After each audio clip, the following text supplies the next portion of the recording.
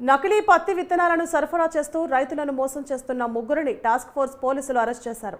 మంచిర్యాల జిల్లాకు చెందిన చంద్రశేఖర్, దిలీప్, వెంకటేశం సిండికేట్ ఏర్పడి జిల్లాలో BT3 రకానికి చెందిన నకిలీ పత్తి విత్తనాలను విక్రయిస్తున్నారు.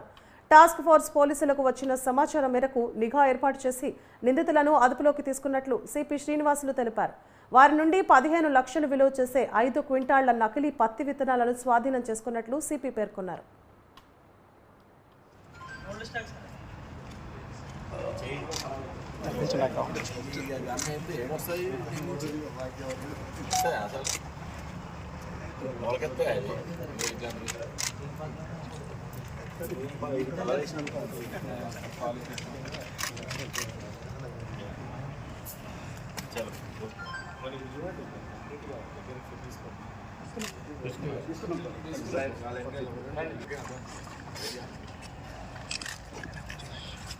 Task Force, City Task Force team, along with local police,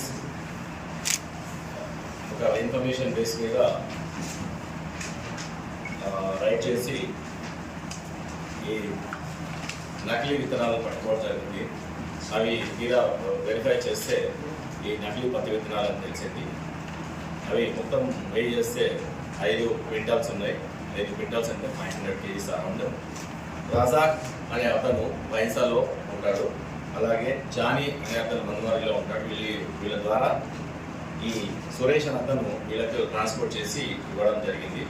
ఇవి తీసుకుపోయి వాళ్ళ ఇంటి ఆవరణ వెనకాల ఇవి దాచిపెట్టుకున్నారు. ఇవి వేరే వాళ్ళకి అవసరమైన రైతులకి అమ్మడానికి కోసం ప్రయత్నం చేస్తుంటే మనకి ఇన్ఫర్మేషన్ వచ్చి మన టీవీలో రైడ్ చేసి పట్టుకోవడం జరిగింది.